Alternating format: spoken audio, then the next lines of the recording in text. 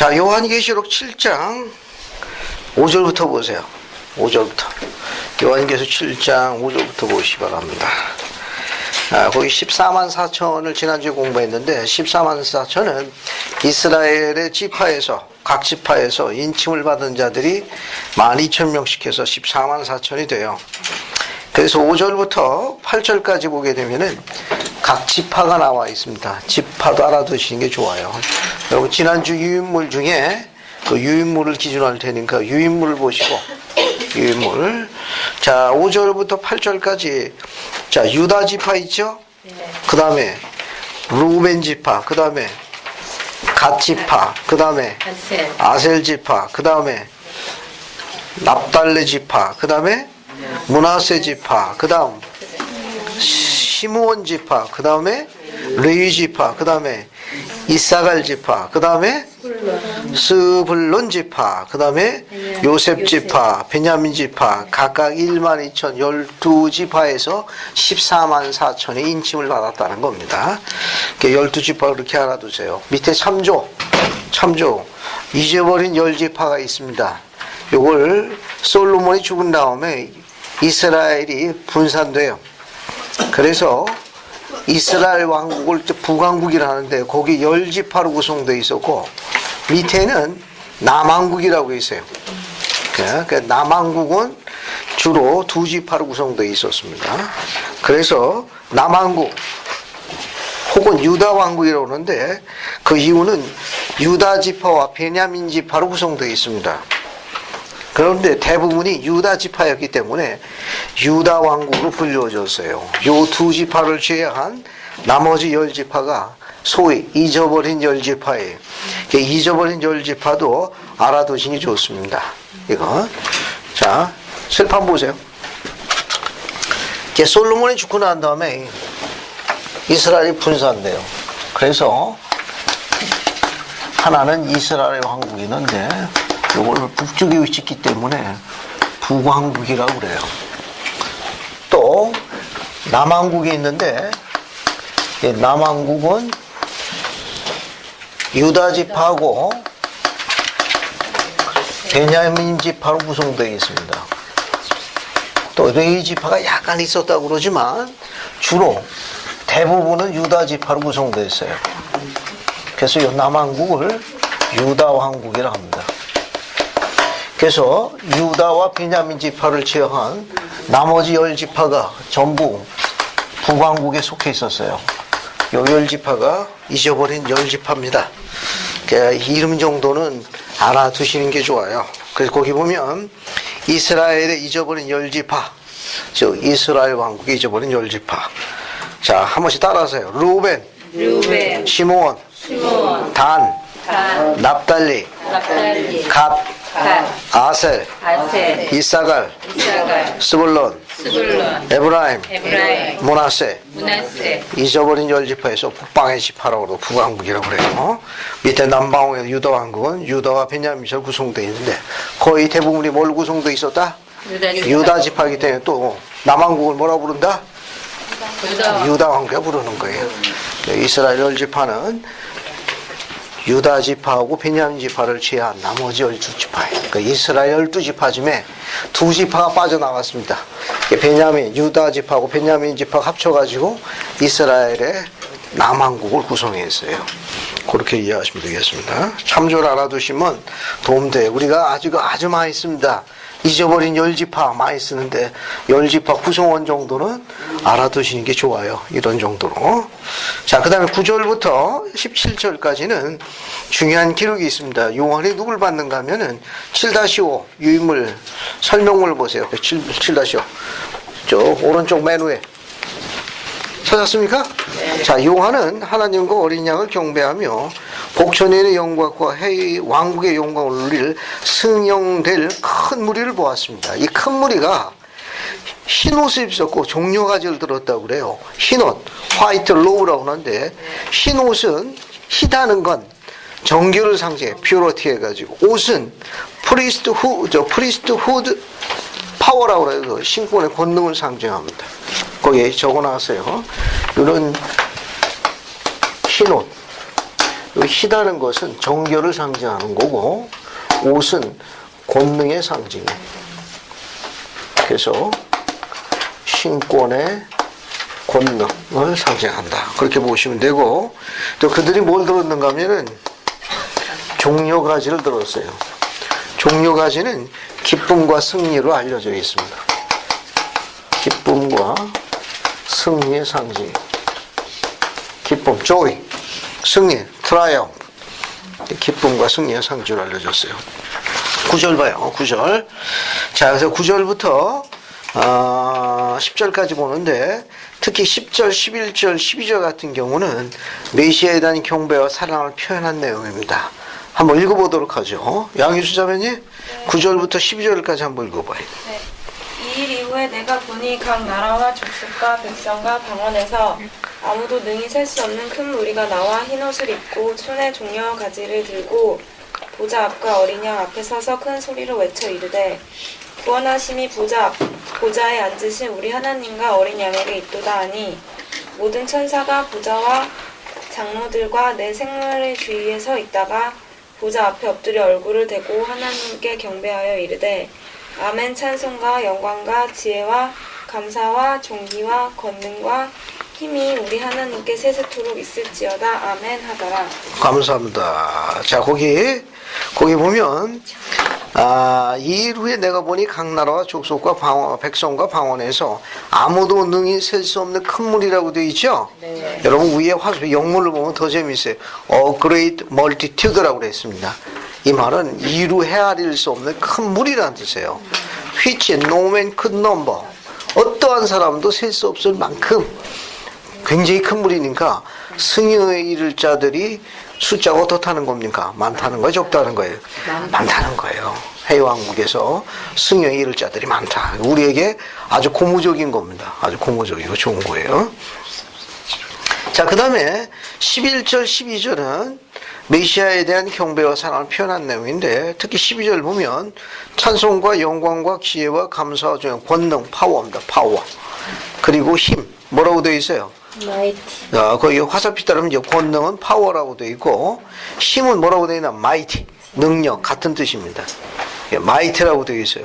그러니까 이 파워라는 이 단어는 필요에 따라 권세라고도 번역되기도 하고 필요에 따라 권능에도 두 개를 다 쓴다는 거 알 수 있어요. 번역이. 네. 두 개 다 쓸 수 있습니다. 그래서 요 영어는 참 단어가 딱 나와서 이해하기 쉬운데 우리 것이 어려운 것이. 우리 것이. 주로 권능이라고 쓰기도 하고 또 때로는 권세로 쓰는데 저 권세로 더 많이 쓰입니다. 권세로. 자, 그 다음에 이제 13절 보면 자, 장로 중 하나가 응답하여 나에게 이르되 이 흰옷 입은 자는 누구며 어디서 왔냐? 누구냐? 화살표 따라가세요. 그리스도의 속죄를 통하여 정결케 되어진 자들을 총체하는 편이. 그리스도의 속죄를 통해 가지고 정결하게 되어져. 흰옷 입은 자들 누구냐? 이들이 메시아에 대한 경배와 그 사랑을 표현하고 있는데 이들이 어디서 왔느냐? 예, 그리스도의 속죄를 통하여 정결케 되어진 자를 총체하는 표현입니다. 14절 밑에서부터 두 번째 줄 보세요. 큰 환란에서 나오는 자들인데 어린 양이 피해 그 옷을 씻어 희게 하였느니라 나와 있죠? 화살표 따라갑니다. 여기서 상징적으로 의미하는 것은 그리스도의 속죄를 받아들이고 그의 계명을 지키는 자는 거룩한 권능으로 세상의 죄로부터 자신을 깨끗하게 한다는 것이다. 이것은 엘마서 13장 11절 12절에도 언급되어 있습니다. 즉 어린 양의 피로 그 옷을 씻어 희게 한 자들 엘마서에도 나와 있어요. 엘마서 13장 한번 볼까요? 엘마서 13장으로 갑시다. 엘마서 13장 11, 12절 한번 보세요. 잠깐 보고 넘어갈게요. 몰몬교회에도 그 표현이 있다는 겁니다. 이게. 자, 그래서 전시현 자매님이 11, 12절 한번 읽어보세요. 몰몬경도 설명이 아주 재미있고 정확하게 되어 있습니다. 그러므로 그들은 이 거룩한 반차를 따라 부름을 받고 성결하게 되었으며 그들의 옷은 어린 양의 피를 통하여 씻겨져 희게 되었느니라. 이제 그들이 성신에 의해 성결하게 되고 그들의 옷이 희게 된 후 하나님 앞에 정결하고 흠없이 되어 혐오함이 없이는 죄를 바라볼 수 없었나니 정결하게 되어 주 그들의 하나님의 안식에 들어간 자들이 많되 쉼이 대단히 많았더라. 감사합니다. 여러분 거기 보시게 되면 11절에 그들의 옷은 밑에서 두 번째 줄이에요. 그들의 옷은 어린 양의 피를 통하여 씻겨져 희게 되었느냐. 표현이 똑같아요. 우리가 있는 이 계시록 7장 14절에 나와 있는 표현과 똑같이 썼습니다. 그런데 몰목용의 13장 12절에는 어린 양의 피를 통하여 씻겨져 희게 되었다는 것을 12절에 좀 더 풀어서 설명하고 있습니다. 아주 정확하게 묘사했는데 이제 그들이 무엇에 의해? 성신에 의해 성결하게 되고 그들의 옷이 희게 된 후, 즉 그리스의 속죄를 통해 가지고 성신이 그들을 정결케 했습니다. 죄를 버린 거예요. 개심한 거예요. 그들의 옷이 희게 된 후 하나님 앞에 정결하고 흠없이 되어 협의함 없이 죄를 바라볼 수 없었나니 뒤에 정결하게 되어 주 그들의 하나님의 안식에 들어간 자들이 많대. 뒤에 뭐라고 되어 있어요? 쉼이 대단히 많았더라. 우리 갖고 있는 계시록 7장 9절에도 뭐라고 되어 있으니까 두 번째 줄에 뭐라고 되어 있어요? 아무도 능히 셀 수 없는 큰 무리가 있더라. 그죠? 네. 몰몬경의 기록과 계시록 7장의 기록은 일맥상통하고 있다는 거. 자, 그 다음에 이제 15절부터 17절까지 한번 읽어보겠습니다. 이 내용도 아주 재미있어요. 이것도 한번 읽어봅시다. 저기 신해경자민님 15절부터 17절까지 한번 읽어보자. 그러므로 그들이 하나님의 보좌 앞에 있고 또 그의 성전에서 밤낮 하나님을 섬기매 보좌에 앉으신 이가 그들 위에 장막을 치시리니 그들이 다시는 줄이지도 아니하며 목마르지도 아니하고 해나 아무 뜨거운 기운에 상하지도 아니하리니 이는 보좌 가운데에 계신 어린 양이 그들의 목자가 되사 생명수샘으로 인도하시고 하나님께서 그들의 눈에서 모든 눈물을 씻어주실 것임이라. 감사합니다. 거기 두 번째 줄 보면 그의 성전에서 밤낮 하나님을 섬김에 보좌에 앉으시가 그들 위에 장막을 치시니 그들 위에 장막을 치신다는 이 표현은 그들 가운데 함께 계시다는 은유적 표현이에요. 하나님이 우리와 함께 하시다 그럴 경우에는 그분께 쓰신 은유적 표현은 그분이 그분의 장막을 우리 가운데 치시니 그 말은 뭐냐? 하나님께서 우리와 함께 하시다는 뜻. 왜? 그분의 집이 우리와 함께 있으니까 그분이 함께 계시다는 표현을 장막을 치신다고 표현해요. 그리고 그의 성전에서 밤낮 하나님을 섬기며 이렇게 되어 있죠? 네. 화살표시 따라갑시다. 해왕국에는 낮과 밤이 없을 것이다. 왜냐하면 그의 성전이 온종일 열려 있을 것이요 라고 기록되어 있습니다. 예. 밤낮이 없다는 건 뭐냐? 성전에 하루 종일 열려 있어 하루 종일 그분을 경배하고 그분에 대한 사랑을 표현하는 찬양 소리가 끊이질 않는다. 해왕국의 상태입니다. 아무래도 해왕국에는 잠 많으신 분들이 못 가겠죠. 밤낮이 없다니까. 잠을 줄입시다. 자, 그 다음에 16절 첫 줄 보면 그들이라는 말은 누구냐? 승형에 이르게 될 자들입니다. 승형에 이르게 될 자들이 위로받게 되는 상태를 16, 17절에 나와 있어요. 다시는 줄이거나 목마르지 아니하고 해나 아무 뜨거운 게 사지 않고 그 다음에 밑에 있는 거 어린 양이 그들의 목자가 되어서 생명성을 인도하시고 하나님께서 그들의 눈에 모든 눈물을 실려주실 것이라. 뭐 이 정도면은 크게 흡족하게 위로를 받을 수 있을 거예요. 이게 승형에 이르게 될 자들이 해왕국에서 어떤 위로를 얻느냐 그 정도 보시면 되겠습니다. 자, 이제 8장으로 넘어갑니다. 오늘 유인물 보세요. 자, 오늘 유인물 봅시다. 자, 오늘 유인물 보시게 되면 자, 8장 계시록 8장으로 넘어갈게요. 8장 보세요. 자, 이제 8장을 보시게 되면 뭐가 있는가 하면은 일곱째 인을 떼실 때 지난주까지는 여섯째 인을 떼는 걸 공부했어요. 또 일곱째 인을 떼실 때 하늘이 반 시간쯤 고요하더니 거기 계시록 8장 1절에 반 시간이 나오죠. 반 시간. 지난주에 설명을 했습니다. 주님의 시간에 대해서 묘사를 했어요.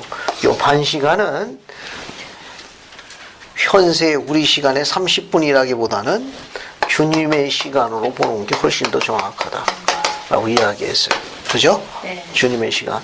자, 지난주에 공부한 거 보면 베드로 후서 3장 8절이나 아브라함서 3장 4절 가지고 공부를 했어요. 그죠? 이거 공부할 적에 또 이런 말씀이 교리화서에 88편 95절에도 언급되어 있어요. 요 반시간이 같이 언급되어 있습니다. 교리화서에 88편 91에 또 나와요. 요 성구가. 교리화서에 88편 95절 봐요. 같이 나와 있습니다. 반시간이라는 게. 교리화서야 88편 95절 보세요. 88편 95절. 지난주에 찾은 성구예요. 네. 찾았습니까? 네. 거기 앞에 단어가 똑같이 나와 있죠. 뭐라고 나와 있습니까? 그리고 반시간 동안 하늘이 고요할 것이요. 이게 오늘날 우리 현세 시간 30분이라기보다는 주님의 시간으로 환산할 필요성이 있다는 겁니다. 그래서 이 베드로후서 3장 8절 보게 보면 뭐라고 나와 있는가 하면 주님의 하루가 지상에 얼마 해당한다는 거예요? 1000년에 해당한다는 거예요. 1000년. 1000년에 해당하고 지상의 1000년은 주님의 하루에 해당한다는 겁니다. 이런 계산법을 뭐라고 그러느냐? 아브라함서 3장 4절 언급되어 있다고 지난주에 공부를 했죠. 아브라함서 3장 4절은 주님의 하루는 1000년이요 지상의 1000년, 지상의 1000년은 주님의 하루라. 이건 무슨 계산법이라고 한다고 그랬죠? 콜롭의 계산법에다는 주님의 시간표다. 어느 왕국의 기준한 거예요? 헤이 왕국의 시간표도 되기도 합니다. 지난주에 공부한 겁니다. 그러면 이 주님의 시간으로 반시간 30분은 그러면 지상에 몇 년에 해당된다고 그랬어요? 약 21년에 해당되는 거예요. 약 21년에 해당돼요. 그러면 옆에다 씁시다. 주님의 30분은 우리 지상에 약 21년에 해당돼요. 그죠? 그러면 주님의 1시간은 지상에 얼마에 해당되는 거예요? 42. 약 42년에 해당되는 겁니다. 42년. 그러면 주님의 1분은 지상에 얼마 해당한다고 그랬죠? 주님의 1분은 지상에 얼마에 해당된다고 그랬으면 시간이 약 8.4개월에 해당한다고 그랬어요. 8.4개월. 됐죠? 그게 여러분이 주님의 시간 얼마나 됐는지는 어떻게 계산한다고 그랬어요? 내가 주님의 시간을 얼마나 됐는지 자신의 나이에다가 얼마를 곱해요? 12개월을 곱해요. 그러면 총 개월 수가 나옵니다. 그걸 얼마나 나눠요? 8.4로 나누면 주님의 시간이 나오는 거예요. 계산해 왔어요? 이 계산해 보면 딱 나옵니다. 딱 계산해 보면 자신의 나이에다가 12개월을 곱해요. 12개월 곱해다가 8.4로 나누면 주님의 시간으로 나눕니다. 그럼 몇 분 안 돼요. 몇 분 안 됩니다. 제 나이를 환산해 봤더니 80분 됐더라고. 근데 그 80분 가운데 잠자는 시간 빼고, 그죠? 출퇴근하는 시간 빼고, 또 저녁 식사하러 여기 막국수 먹으러 갔다가, 또 왔다 갔다 하는 시간. 또 그거만 있습니까? 또 대물 봐야지. 이웃집 인수 봐야지. 인생을 알면 더 봐야지. 또 시라노 연애 영화 구경 또 아들이 강제로 가서 끌려가서 또 그것도 봐야지. 좀 불쌍한 사람이야, 끌려다니느라. 그런 거 다 빼놓으면 주님께 쏟은 시간은 얼마나 돼요? 몇 번 안 되는 거예요. 몇 번 안 됩니다. 주님의 시간으로 약 1만 시간 해당되는 걸 전부 계산해 보게 되면 몇 년 안 돼요. 아니, 몇 분도 안 돼요. 이건, 이게, 주님의 시간으로 10년을 우리 지상에서 주님께 바친 시간, 먹고 자고 그런 거 하지 말고 그냥 24시간을 갖다가 10년 동안 주님께만 했다. 그래도 주님의 시간을 환산하게 되면 그것도 몇 번 안 돼요. 그 지상에서 그렇게 했다. 그래도 주님의 시간 환산하면 채 10분도 안 됩니다. 그게 주님께서 굉장히 자비로우신 거예요. 그 몇 분 가지고 우리를 갖다 이렇게 들어올려 주는 거. 역으로 우리가 이렇게 여러 가지 지상 삶에서 우리를 좀 슬프게 하는 거, 힘들어하는 것도 주님의 시간을 환산하면 찰나의 짧은 몇 분도 안 돼. 그 몇 분도 안 되는 겁니다. 그러니까 주님께서 우리에게 임한 시련이 감당할 수가 없다. 감당할 수 없는 게 아닙니다. 그건 신앙의 문제인데, 결론적으로 이야기하면, 이 주님의 시험 환산하게 되면은, 그 채 몇 분도 안 되는 거예요. 아주 짧은, 너무너무 찰나 짧은 순간입니다. 예, 그런 부분들은 우리의 신앙을 행사하는 데 도움이 돼요. 자, 그래서 뒤에 보면 또 뭐가 나와 있는가 하면은 8장 3절부터 4절 보세요. 저기 보면, 자, 2절, 내가 보면 하나님 앞에 7 천사가 서 있어 7 나팔 불었더라. 이제 7 천사가 나오죠. 이제 우리가 지금까지 공부한 거는 7 교회를 공부했습니다. 그죠? 네. 7인을 공부했어요. 또 이제 뭘 공부합니까? 7 천사를 공부해요. 그래서 오늘 나눠줄 인물 맨 마지막 본부에는 요한계시록에 있어요. 숫자 7이 나와 있어요. 오늘 나눠줄 인물 맨 뒤에 찾았습니까? 맨 뒤에 보세요. 요한계시록에서 숫자 7 찾았어요? 네. 숫자 7 여기 도표 맨 밑에 있는 거 보세요. 맨 밑에 도표 맨 밑에 있는 거 찾았습니까? 네. 거기 보면 지구가 7일 돼 있죠? 네. 방수인자님 한번 읽어봐요. 지구가 7일 만에 창조되었다는 것과 일주일이 7일이라는 것과 지구는 복천년을 포함하여 7천년의 역사를 가지게 될 것이라는 것들이 포함된다. 숫자 7에 대한 히브리 말인 세바의 어원은 충만함 또는 완전함이라는 뜻을 가지고 있다. 요한의 시연에서 하나님의 역사하심은 대체로 7분류로 나뉘어진다. 감사합니다. 숫자 7을 히브리어로 뭐라고 부른다? 따라하세요. 쉐바의 뜻이 뭐예요? 충만한 완전함. 그 7이라는 숫자를 히브리인들은 완전 숫자라 합니다. 충만 숫자라고 그러고 완전 숫자라고 그래요. 그들은 7과 7로 나누어지는 숫자를 엄청 좋아합니다. 왜냐면 완전 숫자, 충만한 숫자라고 그래요. 그래서 계시록 보게 되면 우리가 공부한 거예요. 뭐가 나옵니까? 여기 뭐 1번 7 교회가 있죠. 2번 7인. 이거 지난주까지 공부한 거예요. 이제 오늘은 뭘 공부합니까? 7 나팔을 공부합니다. 7 천사가 나서 나팔을 불어요. 또 뭐가 있습니까? 네 번째는 7 사람. 앞으로 공부할 겁니다. 또 5번째는 뭐가 있습니까? 7 대점. 그 다음에 6번째는 음녀에 대한 7 심판. 이건 앞으로 공부할 거예요. 지금 이 내용이 지금 여러분들 나눠져 있는 이 계시록 요약 도표 안에 다 들어가 있어요. 예, 지금 이 도표에 나와 있는 이 내용이 요약 도표 안에 다 흡수되어 있습니다. 어디에 나와 있는지 흡수되냐. 이거 매주 갖고 오라고 그랬습니다. 알겠어요? 매주 갖고 와. 이거 볼 줄 압니다. 이게 뭔가 하고 이거 분리수거 하시면 안 돼요. 매주 갖고 오시면 매주. 그래 도표 볼 줄 알아요. 자, 그러면 다시 8장 3절부터 4절까지 보세요. 자, 거기 봅시다. 다른 천자 와서 제단 곁에 서서 금 향로를 가지고 많은 향을 받았으니 이는 모든 성도의 기도 앞하여 보호자 앞 금제단에 드리고자 함이라.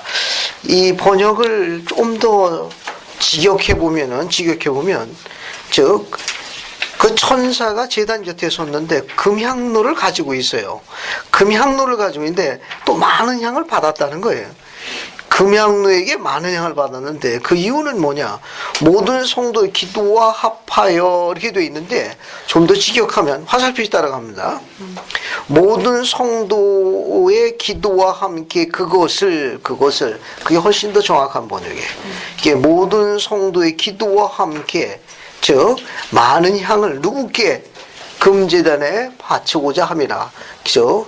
전능하신 분께 드리고자 함이라. 그 다음 4절 향연이 성도의 기도와 함께 천사의 손으로부터 하나님 앞으로 올라가는지라. 향연이라고 되어 있죠? 네. 좀 더 문장을 풀어서 썼습니다. 화살표 따라가요. 그 향의 향기가 뭐와 함께? 성도들의 기도와 함께 하나님께 상달되리라. 그러니까 성도들의 기도가 뭐 한다는 겁니까? 하나님께 상달돼서 어떻게 된다는 거예요? 응답되어진다. 그래서 위로를 받는다. 그런 뜻입니다. 자, 이제 건너뛰고 6절 봐요. 7 나팔을 가진 7 천사가 나팔을 불기 시작하더라. 그렇게 되어 있죠? 네. 자, 이제 7 나팔을 가진 천사가 나팔을 부는 겁니다. 나팔을 언제 불죠? 앞에 보세요. 나팔 보통 언제 붑니까? 여러분 일어나라고. 기상 일어나라고. 일어나라고도 나팔 불고 또 경기 시작할 때 연극이나 뭐 뮤지컬 할 때 드라마 이렇게 올라갈 적에 막 올릴 적에 요번에 이제 자동차 경주 같은 거 하잖아요. F1인지 뭐 이렇게 그런 거. 그거 할 때도 어때요? 나팔을 불지요. 나팔이 아니라. 뭔가 시작할 때 하는 거 아니에요? 그러니까 7 천사 중에 천사 하나씩 나팔을 불 때마다 뭐가 하는 거니까 뭔가 일이 벌어지는 거예요. 뭔가 일이 벌어지는 겁니다. 예? 여러분들이 뭡니까? 그 소방차나 119 사이렌 소리 들으면 어때요? 일났군. 대부분 느낌이 들지 않습니까? 같은 표현이. 그러면 천사가 이렇게 나팔을 부는 걸 뭘 의미하는지 교례하서야 77편 12절로 갑니다. 나팔을 분다는 거. 이게 무슨 뜻이냐? 교례하서 77편 12절로 와요. 그래서 한번 읽어봅시다. 최정현 자매님, 교례하서야 77편 12절 한번 찾아갖고 읽어봐요. 교례하서약 77편 12절에요. 문 계시록 8장에 언급된 나팔을 부는 것을 우리는 어떻게 이해해야 하나이까? 우리는 이같이 이해해야 하나니 곧 하나님께서 세상을 엿새 동안에 지으시고 7째 날에 그의 일을 마치사 그 날을 성결하게 하셨고 또한 땅의 흙으로 사람을 지으신 것 같이 그와 같이 7째 천년이 시작될 때에 주 하나님께서는 땅을 성결하게 하시며 사람의 구원을 완성하시며 자기 권세에 두지 아니한 것을 제외하고 모든 것을 심판하시며 모든 것을 구속하실 것이요 그때 그는 모든 것의 마지막에 이르기까지 모든 것을 임봉하실 것인즉 7 천사가 나팔을 부는 것은 7번째 천년이 시작될 때 그의 일을 예비하고 마치는 것이니 곧 그가 오시는 때에 앞서 길을 예비하는 것이니라. 감사합니다. 여러분 굉장히 긴데 위에서부터 중간 부분 보세요. 하나, 둘, 셋, 넷, 다섯, 여섯, 일곱, 여덟, 9번째 줄 위에 보면 자기 권세라고 나와 있죠? 네. 권세. 네. 파워예요, 파워. 아까 파워는 권능으로 또 번역했는데 여기 뭘로 번역되어 있느냐? 또 권세라고 또 번역되어 있어요. 원문은 파워입니다. 단어는 같아요. 자, 밑에서 2번째 줄 봐요. 밑에서 하나, 둘, 셋, 넷, 5번째 줄 보면은 7 천사가부터 밑줄을 치죠. 7 천사가 나팔을 부는 것은 7번째 천년이 시작될 때 그의 일을 예비하고 마치는 것이니 곧 그가 오시는 때에 앞서 길을 뭐 하는 것이다? 예비하는 것이다. 그러니까 나팔 분다는 의미는 뭐냐면은 그리스의 재림을 위해 길을 예비하는 걸 이야기하는 거예요. 이거는 그리스의 재림을 준비하는 거예요. 그리스도의 재림을 위해 길을 예비하는 거예요. 예비하는 것을 의미하는 거예요. 자, 그럼 하나씩 풀 때마다 어떤 일이 일어나는지 한번 봅시다. 자, 보세요. 자, 한번 읽어보죠. 자, 7절부터 9절까지 한번 읽어보죠. 정상호 형제님, 7절부터 9절까지 한번 읽어주십시오. 7절 9절이요. 네. 첫째 천사 나팔을 보니 피 섞인 우박과 불이 나와서 땅에 쏟아짐에 땅의 3분의 1이 타버리고 수목의 3분의 1도 타버리고 각종 푸른풀도 타버렸더라. 둘째 천사 나팔을 보니 불 붙는 큰 산과 같은 것이 바다에 던져짐에 바다의 3분의 1이 피가 되고 바다 가운데 생명가진 피조물들의 3분의 1이 죽고 배들의 3분의 1이 깨지더라. 감사합니다. 이거는 이제 첫째 천사, 둘째 천사 상황이고 셋째 천사와 넷째 천사 일로 한번 읽어보겠습니다.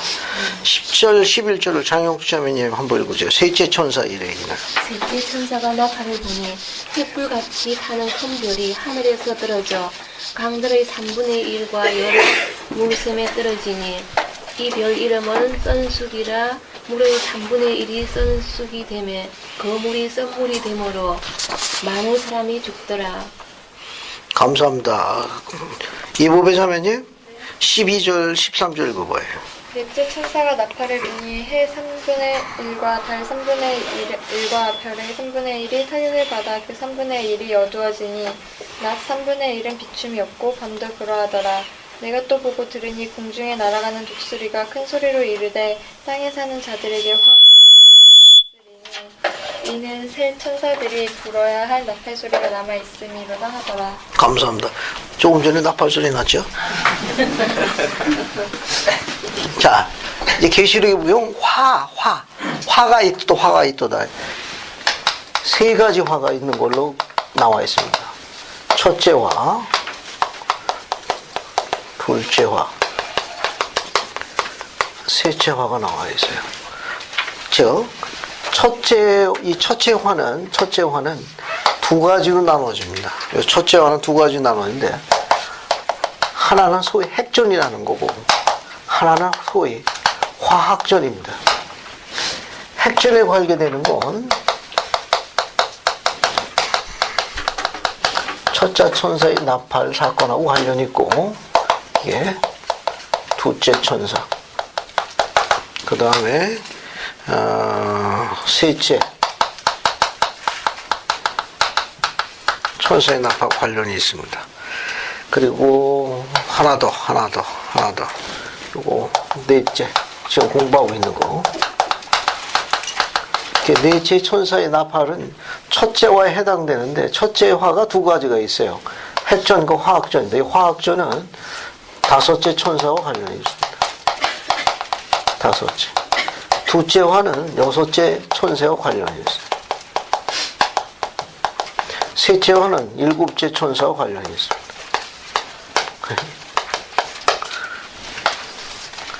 그러니까 세 가지 화를 요한이 언급했습니다. 세 가지 화를 언급했는데, 천사가 나팔을 불 적마다 사단이 벌어지면 일이 생깁니다. 재앙이 임하게 되어 있어요. 그래서 첫째와 둘째와 셋째가 있는데, 첫째 화는 소위 핵전과 관련 있는 거로 추정하고 있어요. 핵과 관련 있는 거. 또 다른 게 또 뭐가 있는가? 화학전. 그 다음에 둘째 화는 이제 둘째 화는 여섯째 천사와 관련이 있습니다. 이거 조금 이따 공부하고. 셋째 화는 마지막 그런 재앙과 관련이 있습니다. 그럼 하나씩 살펴볼게요. 뭘 보시는가 하면은, 자, 이제 7절 봐요. 첫째 천사가 나팔을 부니 피 섞인 우박과 불이 나와서 땅에 쏟아지매 땅의 3분의 1과 수목의 3분의 1과 각종 풀이 떴더라. 자, 여러분 8-3 옆에 설명문에 질문이 있습니다. 찾았어요? 네. 자, 첫째 천사가 나팔을 불었을 때 닥친 우박과 불의 결과로서 지상에는 어떤 일이 일어났는가? 이제 육지에는 어떤 일이 일어났는가? 어떤 일이 일어났어요? 자, 여기 첫째 나팔 불어서 육지에 어떤 일이 일어났습니까? 땅의 3분의 1이 땅, 그 다음에 수목이 3분의 1. 수목, 그 다음 각종 푸른 풀도 푸른 풀에 몇 분의 몇? 3분의 1이 다 어떻게 됐습니까? 다 타버려. 불에 탔죠? 이거 뭐라고 그러냐? 이걸 육지에 떨어지는 재앙이라고 그래요. 육지에 떨어진 재앙과 관련 있습니다.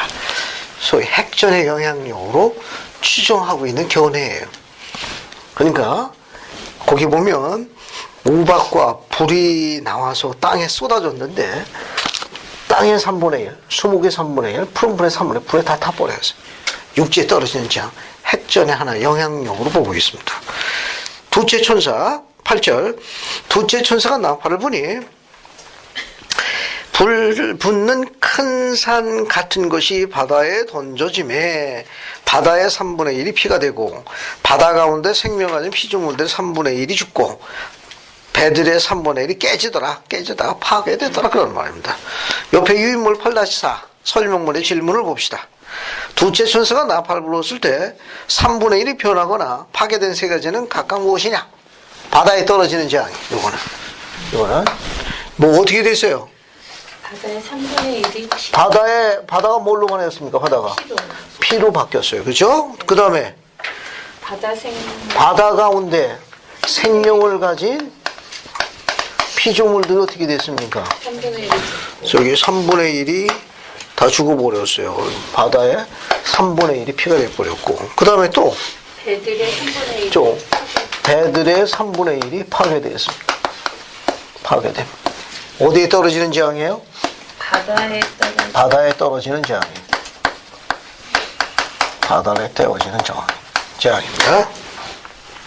셋째 천사로 갑시다. 셋째 천사. 셋째 천사로 갈게요. 셋째 천사가 나팔을 부니, 그죠? 셋째 천사가 나팔을 부니 햇불같이 타는 큰 별이 하늘에서 떨어져 강들의 3분의 1과 여러 물샘이 떨어지는데 이 별의 이름이 쓴쑥이라. 물의 3분의 1이 쓴쑥이 되매 그 물이 쓴 물이 되므로 많은 사람들이 죽더라. 됐습니까? 화살표시 따라가요. 화살표시 밑으로 8-5 설명문의 질문을 봅시다. 뭐라고 되어 있어요? 셋째 천사가 나팔을 보면 뭐가 떨어졌어요? 별이 떨어졌지요. 별의 이름이 뭡니까? 별의 이름이 뭐예요? 별의 이름이 예? 뭐라고 되어 있어요? 11절에 쓴쑥이라고 되어 있죠? 네. 그죠? 쓴쑥. 자, 그러면 그 별로 인해 가지고 어떤 일이 벌어졌습니까? 많은 사람이 죽었어요. 어떻게 돼요? 강들과 여러 물샘이 뭐가 됐습니까? 전부 다 쓴물이 돼가지고 쓴물을 마신 사람들이 어떻게 되세요? 전부 다 죽은 자가 어떻게 돼요? 수가 어떻게 되세요? 많은 자들이 죽었어요. 그죠? 네. 자, 그러면 다시 봅시다. 다시 거기에 셋째 천사 나팔 불 때 하늘에서 떨어진 별이 있어요. 셋째 천사가 하늘에서 떨어진 큰 별이 있습니다. 하늘에서 떨어진 큰 별, 그레이트 스타입니다. 이 큰 별이 누구냐? 위에 설명 위에 화살표에 따라가요. 찾았습니까? 네. 큰 별. 경전에서는 때때로 별이 위대하고 중요한 사람을 때때로 별이 위대하고 중요한 사람의 상징으로 쓰이고 있다. 하늘에서 떨어진 별은 전세에서는 루시퍼로 알려졌던 누구다? 사탄이다. 예, 하늘에 떨어진 큰 별은 소위 그레이트 스타라고 되어 있어요. 이 큰 별이 누구냐? 바로 전세에서 뭘로 알려진? 알려진 루시퍼예요. 전세에서 그렇죠. 전세에서 루시퍼로 알려진 사탄을 이야기하는 거예요. 그래서 어디 보신가 하면 이사야서 14장 12절 보세요. 이사야서 14장 12절. 이사야서 14장 12절 봅시다. 14장 12절.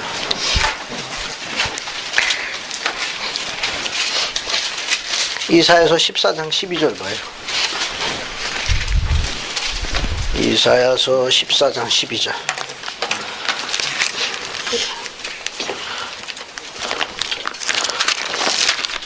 한번 읽어봅시다. 정준이 혹시 한번 읽어볼까요? 14장 12절. 너 아침의 아들 계명성이여 어찌 그리 하늘에서 떨어졌으며 너 열국을 엎은 자여 어찌 그리 땅에 찍혔는고. 감사합니다. 여기 보면은 하늘에서 떨어졌다고 되어 있죠? 네. 아침의 아들 계명성이라고 돼 우리말 번역이고, 우리가 갖고 있는 몰몬경 니파이 후서 24장 12절 찾아봐요. 요거 니파이 후서 24장 12절로 갑시다. 니파이 후서 24장 12절로 봐요.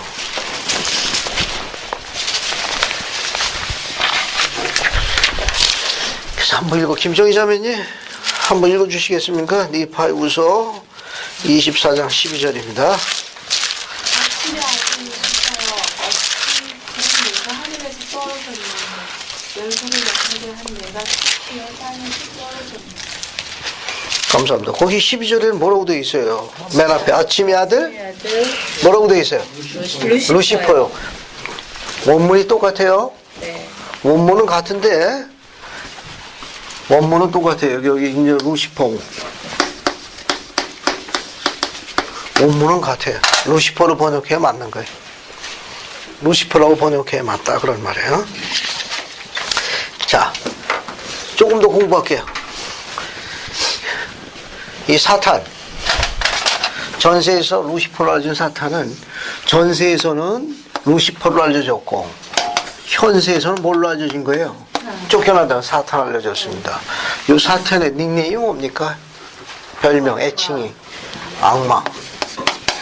번역이 그래요, 그죠? 좀 귀여운 애칭으로 마귀, 귀엽게 불려달라고. 다 같으신 분입니다. 알겠어요? 다 같으신 분이에요. 그러니까 전세에서는 뭘로 알려졌고 루시퍼로 알려졌고 현세에 쫓겨난 다음 뭘로 알려졌다? 사탄을 알려줬습니다. 그리고 애칭으로는 뭘로 알려줬어요? 마귀라 불러주세요. 악마라 불러주세요. 다 같은 신분이에요. 이 루시퍼는 아침의 아들이라고 돼 있죠? 번역이.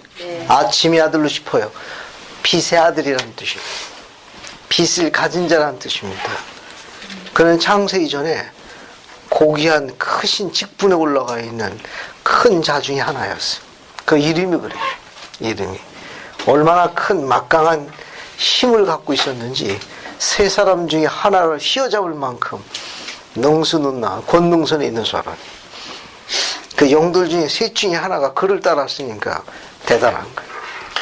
그는 천국에 있어서 평의의 때 이인자와 맞먹는 만큼 발언권이 강했으니까 막강한 권세와 권능을 갖고 있다는 걸 알 수 있습니다.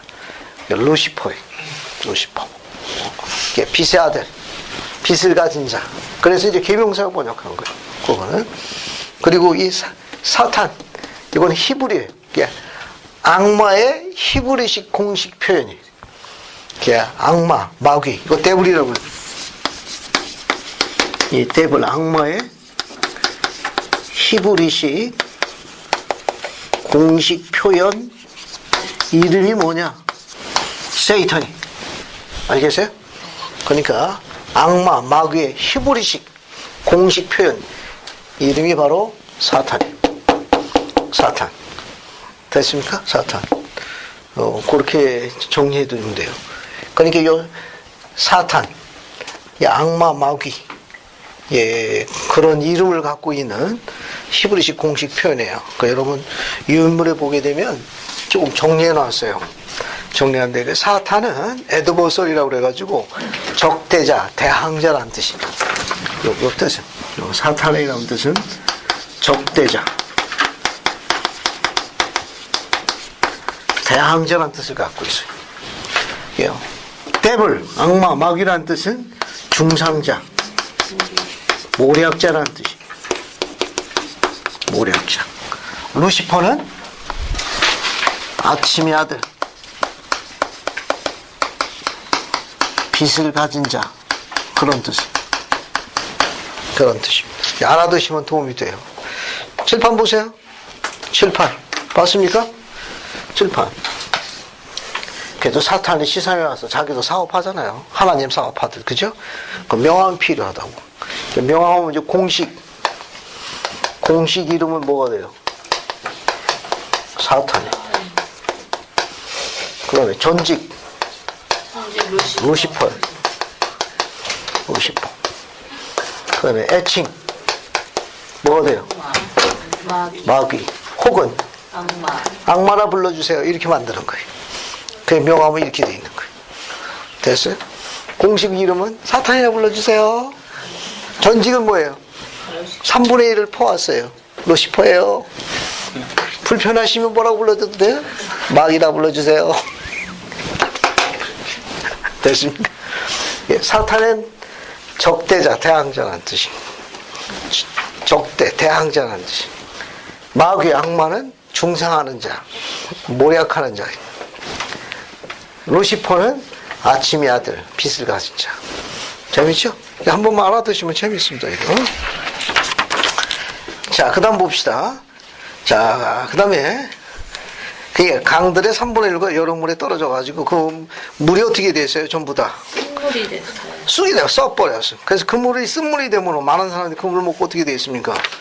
죽어버렸어요. 죽었습니다. 자, 그렇게 이해하시면 이건 해석이 많아요.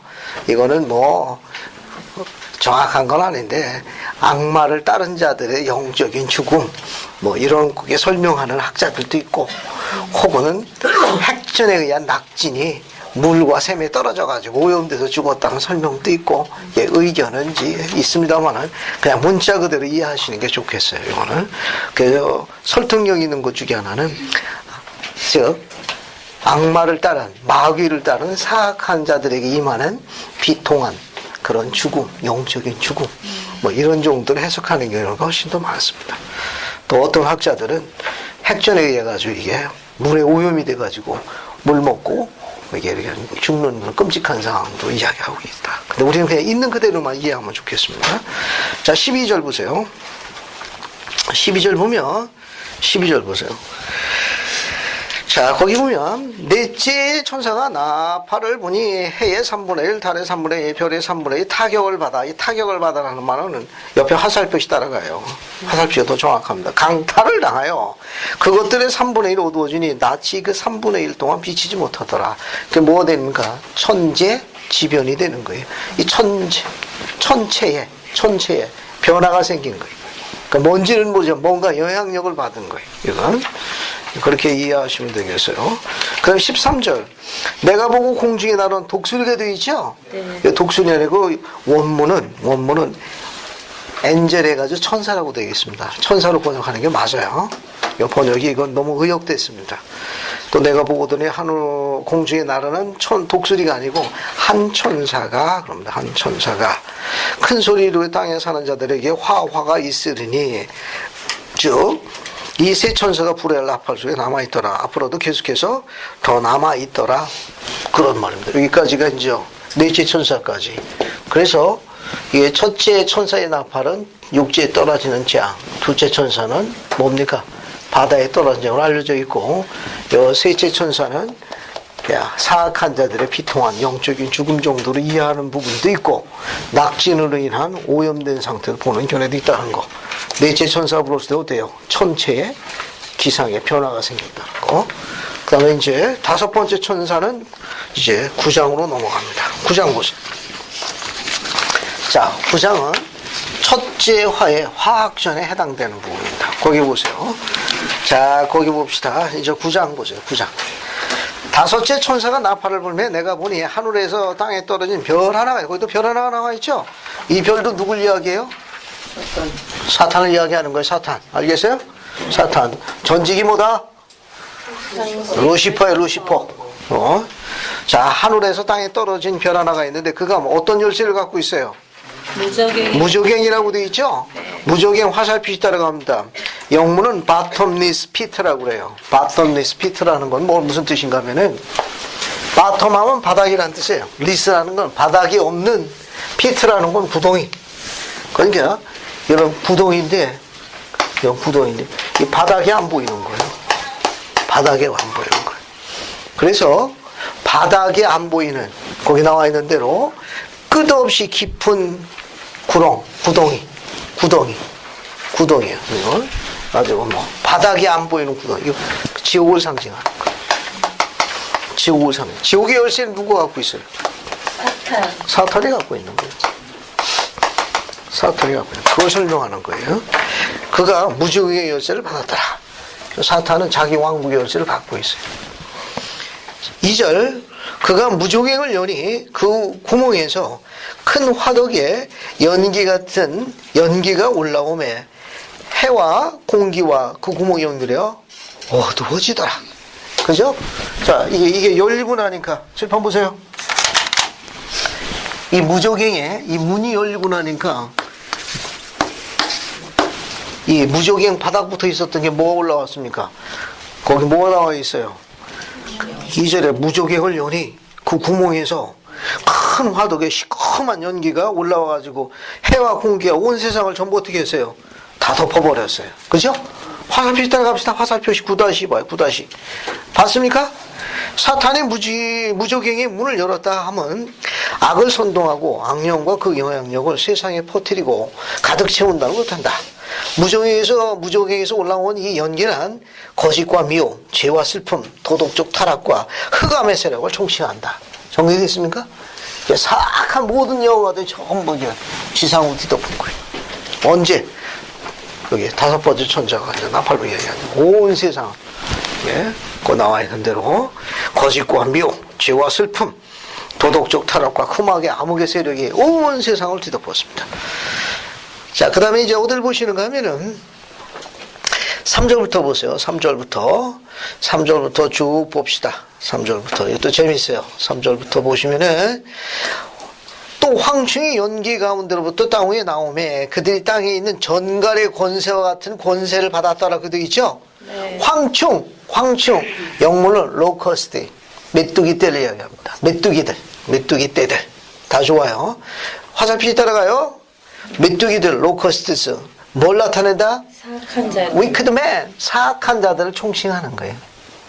예, 메뚜기들. 예, 황충이라고 되어 있는데 예, 메뚜기들을 이야기합니다. 즉 사악한 자들을 총칭하는 거예요. 이 사악한 자들이 연기 가운데로부터 땅 위에 나오니 그들이 땅에 있는 전갈의 권세와 같은 권세를 갖고 있었더라. 이게 악마의 군대를 이야기하는 거예요. 악마의 군대들의 병사들이 권세를 갖고 있으니 사람을 괴롭게 할 권세를 갖고 있다 그런 말이에요. 근데 여기 권세가 전부 또 파워예요. 여긴 전부 파워를 또 권세로 다 번역했습니다. 이게 주로 권세로 많이 번역해요. 자, 그러면 이 황충들이 땅에서 올라가서 전갈 같은 권세를 가졌는데 이 권세는 뭘 의미하는가 하면 큰 전쟁이 시작됐다는 걸 암시하는 거예요. 큰 전쟁이 시작됐다는 걸. 여러분 전갈 알죠? 네. 영어로 스콜피언이라는 거.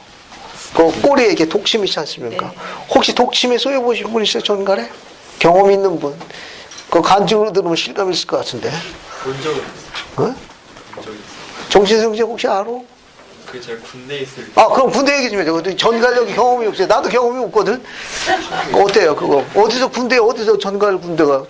전갈 군대야? 아니 그런 거 아닌데 아침에 이제 점호를 하잖아요. 아침에. 아, 근데 우리나라에는 전갈 없는데. 그게 정갈인지 뭔지 잘 그치. 아, 요즘은 수입을 많이 해. 수입품인가 봐. 되게 네. 아파했던 사람이 기억나거든요. 그래, 어떻게 살았네? 거의 죽는데. 치료를 못한다고 하더라고요. 거의 치료 못해. 해독제가 없으면. 해독제. 이게 전갈 나름인데, 그래도 착한 전갈은 해독제로 살 수 있고, 나쁜 전갈은 거의 뭐, 치명적이라. 치명적. 그 여러분 활동으로 연습하면 안 돼요. 그거 얼마나 아픈지 그 연습하면 안 됩니다. 이거. 자, 계속 봐요. 계속 쭉 넘어가가지고 어디를 보시는가 하면은 그 4절, 5절 계속 봐요. 그들에게 이르시되 땅에 풀이나 푸른 것이나 각종 수목은 해하지 말고 오직 이마에 하나님의 인침을 받지 않은 사람들만 해하거라 하시더라. 그들이 죽이지는 못하게 하시고 5달 동안 괴롭게만 하시는데 그 괴롭게 함이 전간이 사람을 쏠 때의 괴롭게 함께 같더라. 그날에 사람들이 죽기를 구하여도 죽지 못하고 죽고 싶으나 죽음이 그들을 피할지어다. 화살표시 9-3을 보세요. 전갈의 고통이란 화학전 및 세균, 낙진 등으로 인한 피해를 상징하고 있다. 죽고 싶어도 못 죽는 거예요. 이게 아주 고약하다니까. 이 화학전, 세균전, 낙진을 내는 피해들은 금방 죽는 것 같지 않고 여러 달 동안 고생하는 거예요. 그러니까 죽을 수도 있고 그 고통이 끔찍하다 그런 말입니다. 자, 7절부터 시작해서 10절까지는 계시자 요한은 현대전의 무기를 봤어요. 그러니까 반모섬에 있는 계시자 요한이 시연으로 뭘 봤느냐? 현대전을 본 거예요. 그러니까 그 할아버지가 얼마나 복잡했겠어요. 그 현대전의 무기를 보고 설명을 참 잘하셨어요, 할아버지가. 아주 그냥 적나라하게 묘사했는데 실감이 있어요. 7절 봐요. 황출들의 모양은, 그 메뚜기들의 모양은 전쟁을 해서 준비한 말들과 같고, 그 머리에 금 같은 관 비슷한 걸 썼고, 얼굴은 사람의 얼굴 같고, 여자의 머리털 같은 머리털 있고, 이빨은 사자 이빨과 같더라. 보기도 잘 봤어요. 되게 이거 뭡니까? 병사들이 이렇게 쓰잖아요. 이렇게 생긴 거. 뭐 이렇게 생긴 거 쓰잖아. 그죠? 이 할아버지가 보더니 참고 묘하게 생겼네. 머리에는 큰 것을 썼고 얼굴을 사람한테 또 여자 머리털이 주렁주렁 매달렸네. 그리고 여러분 그 보통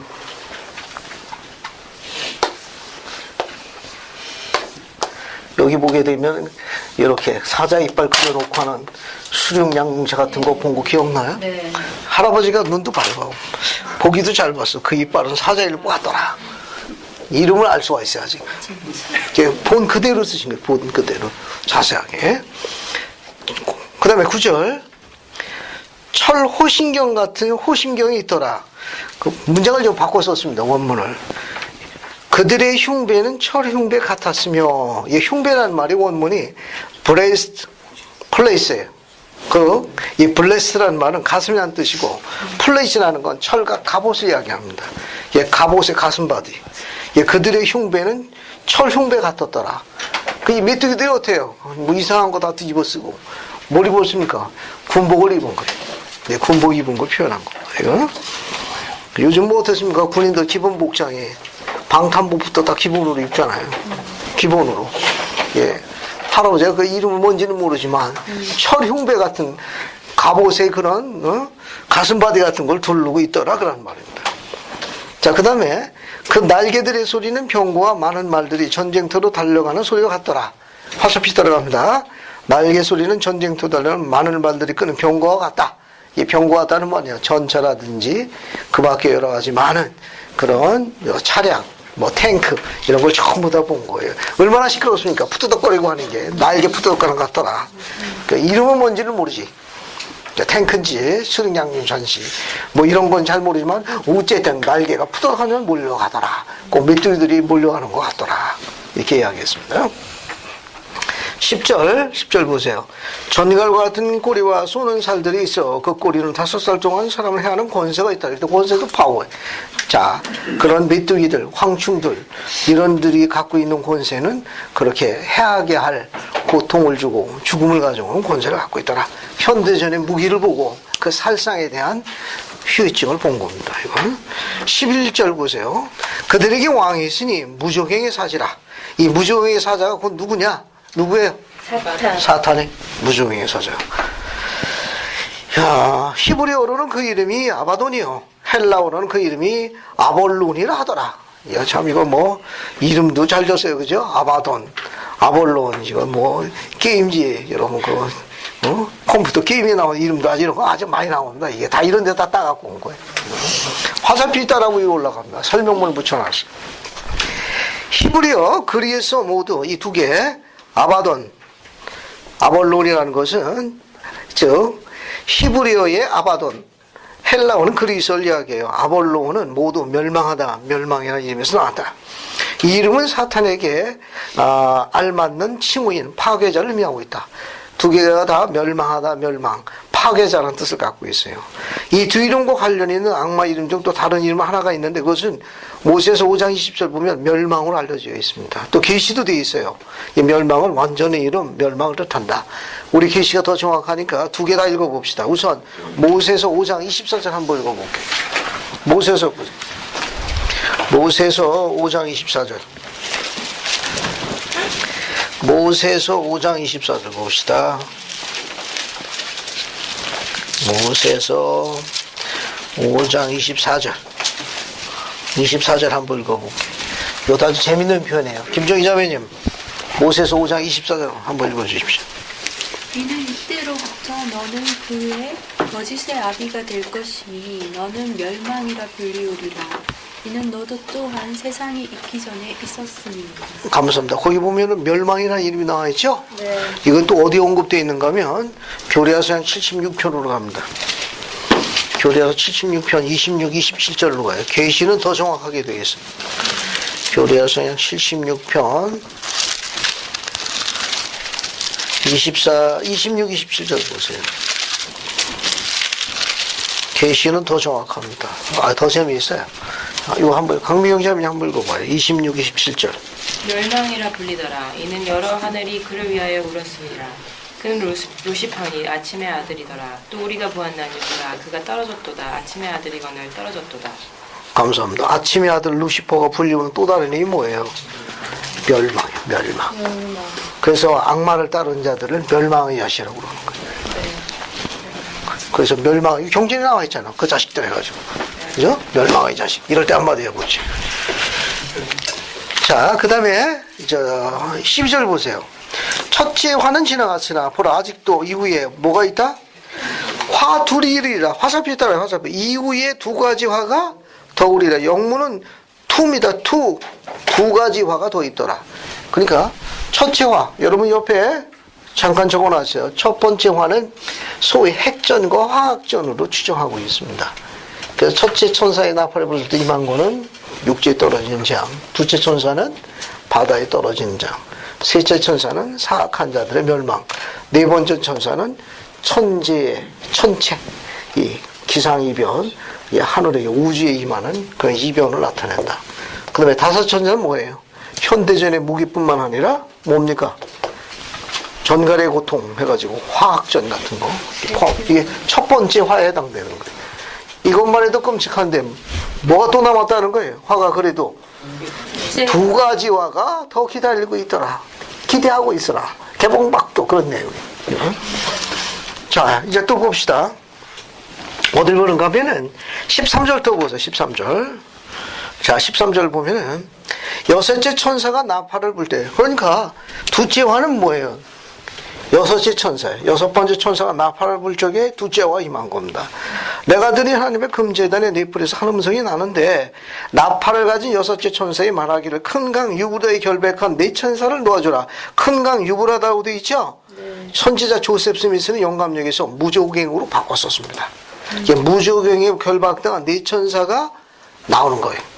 천사도 종류가 많아요. 천사라고 다 좋은 거 아니에요. 알겠습니까? 하나님의 천사도 있지만 어떤 천사도 있어요. 악마의 천사도 있다는 거. 이거. 자, 거기 큰 강 유브라데는 무조갱으로 바꿨었어요. 그게 지옥에 결박되어 있는 네 천사를 놓아주라. 됐죠? 네. 그러니까 네 천사가 놓아줬으니 화살표 따라가 옆에 설명문 좌측편에 네 명의 사탄의 천사가 이 끔찍하고 큰 전장에 사악한 전에 뭐가 되는 거예요? 지도자가 되는 거예요. 이걸 뭐라고 그러느냐? 나중에 곡과 마곡의 전쟁이 있어요. 아마겟돈의 전쟁을 이끄는 이 자들인데 이 네 명의 천사는 이 아마겟돈의 전쟁을 이끄는 그들의 지도자 이름입니다. 그러니까 사악한 무리의 지도자 이름을 여기는 네 천사라고 했지만 경전의 다른 부분에는 곡이라고도 표현해. 곡과 마곡이라는 말을 써요. 네. 이거는 이제 복천년 끝날 즈음에 곡과 마곡의 전쟁이 있습니다. 복천년 끝나기 전에 있는 전쟁이 이게 아마겟돈의 전쟁이에요. 여기 봐요. 이 여섯 번째 천사를 뭘 이야기하는가 하면은 이제 그 큰 전쟁, 아마겟돈의 전쟁을 시사하는 거예요. 이건 복천년 들어가기 전에 있는 전쟁이에요. 복천년. 복천년 끝날 때 있는 전쟁은 이건요. 복천년 임하기 전. 복천년에 임하기 전. 복천이 임하기 전에는 아마겟 전쟁이 있고 복천년에 들어갔다가 복천년이 끝날 때 또 한 번 전쟁이 일어나요. 이 전쟁을 곡과 마곡의 전쟁이라고 해요.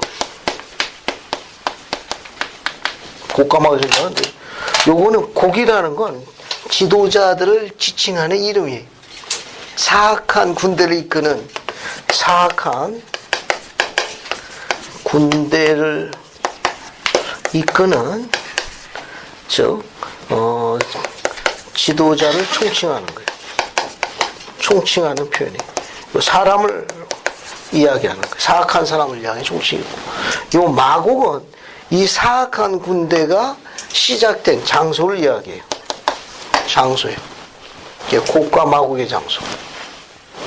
곡이라는 건 사악한 군대를 이끄는 사람, 지도자를 총칭하는 표현이고, 마곡은 사악한 군대가 시작된 그 장소를 이야기해요. 이게 곡과 마곡이야. 저기 강서구역은 마곡지구라고 있어요. 예전에 화곡대에서 할 때 거기 가면 마을버스 타면 마곡버스 타고 가야 돼. 기분이 이상하더라고. 마곡버스 타고 가야 돼. 요즘 거기 이제 개발하려고 바쁜데. 자, 그럼 이제 14절 봐요. 거기 큰 강 유브라데 결박한 데 천설 때 큰 강 유브라데는 무조갱으로 바꿨었으니까 무조갱이 맞는 거예요. 무조갱은 꼭 지옥을 상징하는 거니까. 네 천사를 누굴 이야기하느냐? 네 명의 사탄의 천사가 이 끔찍하고 큰 전쟁, 아마겟돈의 전쟁에서 사악한 그 무리를 이끄는 장수 이름이에요. 지도자의 이름입니다. 자, 거기 보면 네 천사가 놓여있으니 15절 보세요. 그년 월일시에 이르러 사람 3분의 1 죽이기로 준비된 자라. 그게 인류에 몇 분의 몇을 죽입니까? 3분의 1. 이 아마겟돈 전쟁에서 인류에 얼만큼이 죽어요? 여기 아마겟돈 전쟁에서 3분의 1이 죽습니다. 인류의 3분의 1이 죽는 걸로 알려져 있어요. 3분의 1. 아주 끔찍한 전쟁이죠. 자, 거기 보세요. 16절 마병대의 수. 이 마병대는 하면 그 사악한 군대의 숫자가 얼마라는 거예요? 2만 거기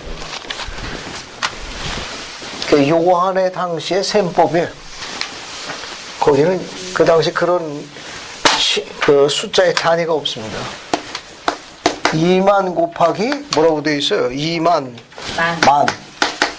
이거 곱하면은 단위가 뭐가 돼요? 동그라미가 8개. 2만 만이라고 했으니까 이거 곱하면 얼마가 돼요? 2억. 즉 아마겟돈의 사악한 군대의 수는 약 2억으로 구성돼 가지고 2억이 세계 대전을 일으키는 거예요. 그 대전에서 핵전, 화학전 여러 가지 게 시작되는 겁니다. 이게 마지막에 있을 것들이 핵전, 화학전, 그리고 현대의 온갖 병기가 다 동원돼 가지고 인류의 몇 분이면 3분의 2 주는 끔찍한 전쟁이 뭐예요? 아마겟돈의 전쟁입니다. 이 계시는 그렇게 돼 있어요. 계시는 이거는 이제 경전을 쭉 공부해보면 알지만 이 끔찍한 아마겟돈의 전쟁은 계시록에는 어디에서 시작되는 걸로 돼 있죠? 어디에 시작되다가 어디에서 마감합니까? 네? 중동이에요, 중동. 중동. 그게 우리나라는 아니에요. 그게 우리나라 좋은 나라예요. 우리나라 뭐 이렇게 우리 여러 가지 뭐 그런 핵에 관련된 게 때문에 불안 공포 초조에 떨고 있는데 계시의 기록에 의하게 되면 우리 땅은 아닙니다. 중동입니다. 에루살렘에 시작했다가 에루살렘에서 마감하는 걸로 되어 있어요. 이거는 아주 흥미로운 겁니다. 그것도. 그러니까 여러분은 좋은 시대에 좋은 땅에 태어난 거예요. 그러니까 세미나를 열심히 하고 종교원 열심히 가지고 선교사하고 교회에서 봉사 열심히 하는 일만 남은 거예요. 자, 마병대의 수가 2만만이니 이제 2억이니 내가 그들의 수를 들었노라 이렇게 되어 있죠. 요한이 소를 들은 게 아니라 영감역에는 들었다는 단어를 아이소 내가 보았노라 이렇게 표현했습니다. 이거. 그래서 내가 그들의 수를 들었노라가 아니라 보았노라 해야 정확한 표현이에요. 자, 17절 이같이 환상 가운데 그 말들과 그 위에 탄 자들을 보니 불빛과 자들과 유황빛 호신경이라고 되어 있는데 유황으로 된 흉배 철갑옷 정도로 보시면 돼요.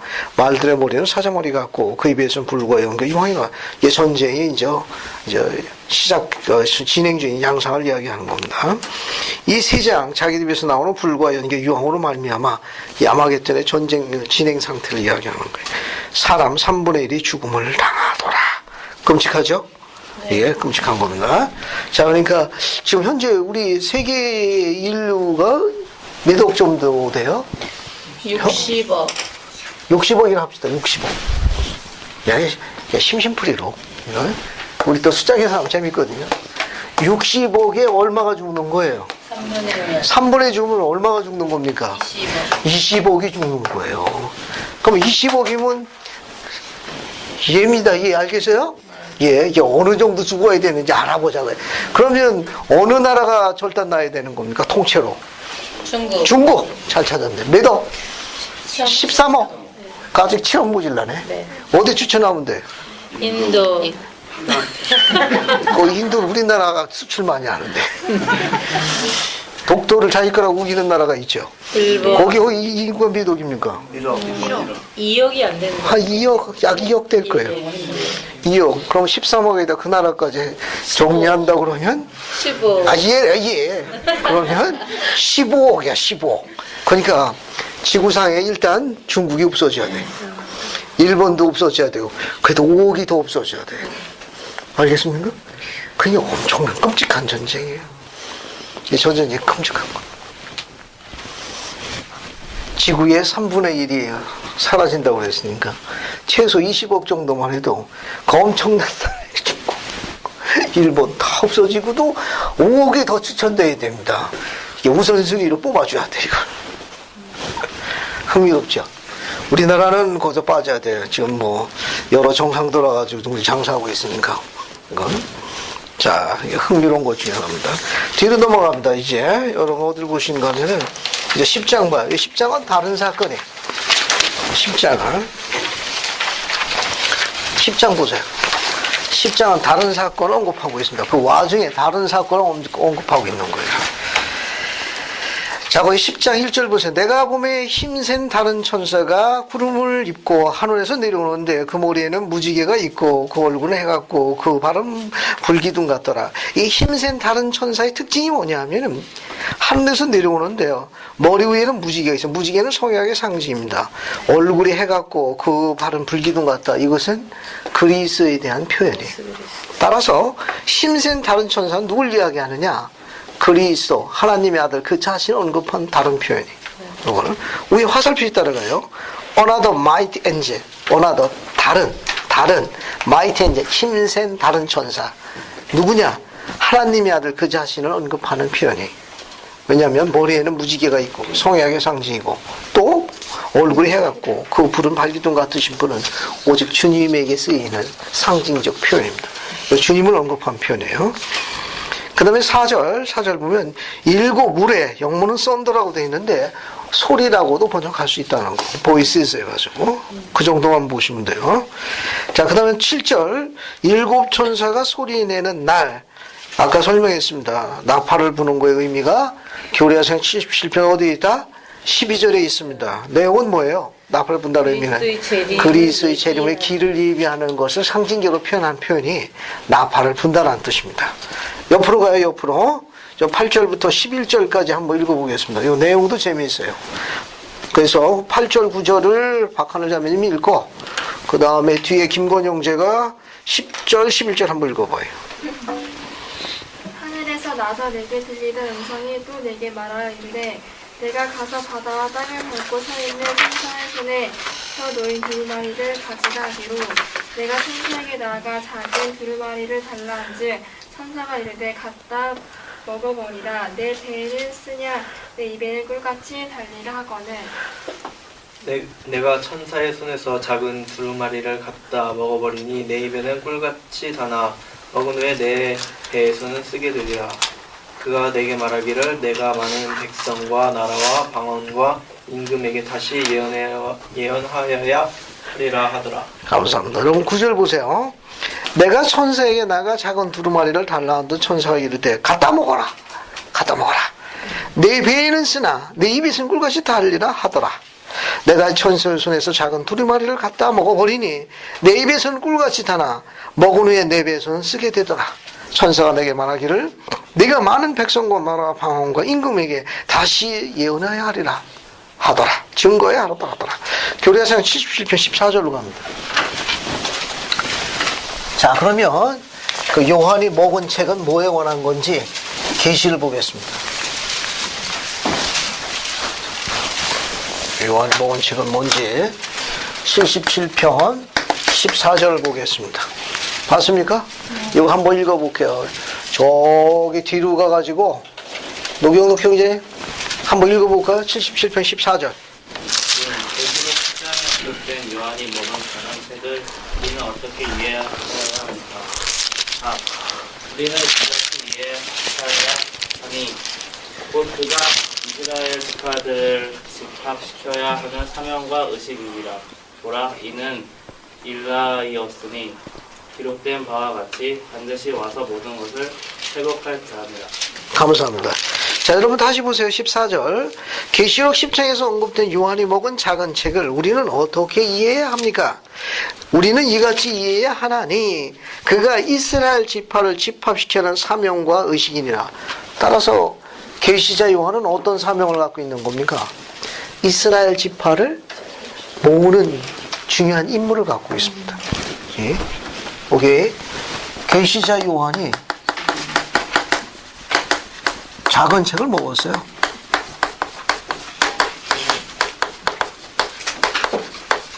먹어보겠습니다. 이 말은 뭐냐면은, 이 작은 책을 먹었다. 이 말은 말일에 이스라엘 지파를 모으는 사명을 수행하고 있다는 걸 시사하는 거예요. 알겠어요? 이스라엘 다시 모으는 임무를 수행하고 있는데 구체적으로 이스라엘 지파 어느 지파를 이야기합니까?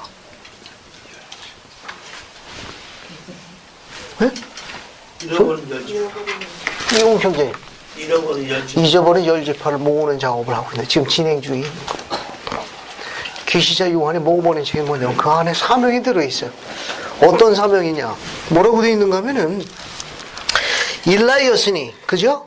네. 기록된 바 반드시 와서 모든 것을 회복하. 일라이어스인 이자가 와가지고 열지파를 회복해야만 재림이 오는 거예요. 재림이 또 다른 표적이에요. 그래서 계시자 요한을 77편 14절에서 뭐라고 이야기했는가 하면은 약속된 일라이어스라고 불러요.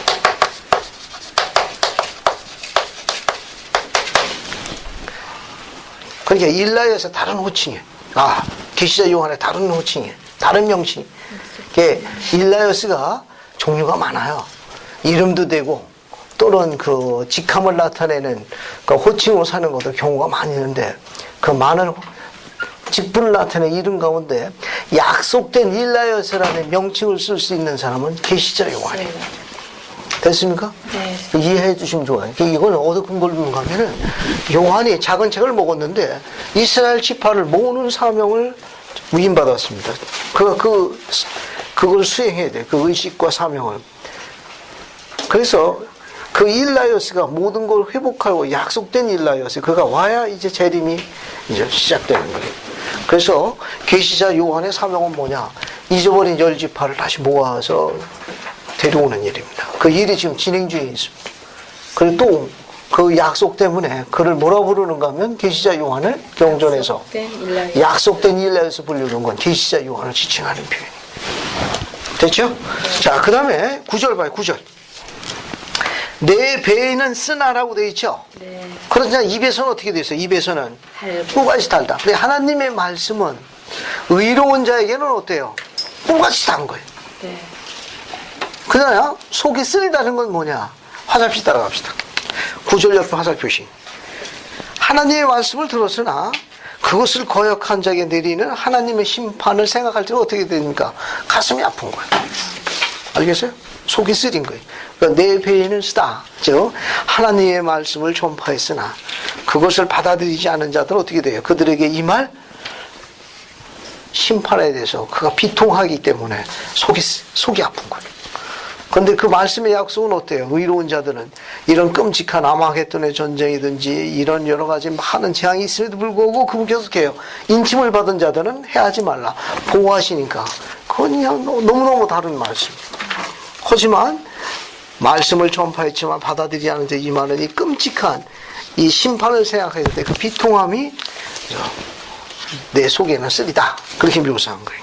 10절 거기 보면 내 입에서는 꿀같이 타나 먹은 후에는 내 배에서는 쓰게 되더라. 화살표 따라갑니다. 설명문을 붙여놨어요. 요한이 자신에게 주어진 하나님의 말씀이 담긴 책을 먹는 행위는 고대 이스라엘의 풍습 및 전통과 일치하는 것이었다. 이 행위는 그가 생명의 떡을 먹고 있으며 하나님의 선한 말씀을 참여하며 그 입의 꿀처럼 단 그리스도의 말씀을 배불리 먹는 것을 상징했다.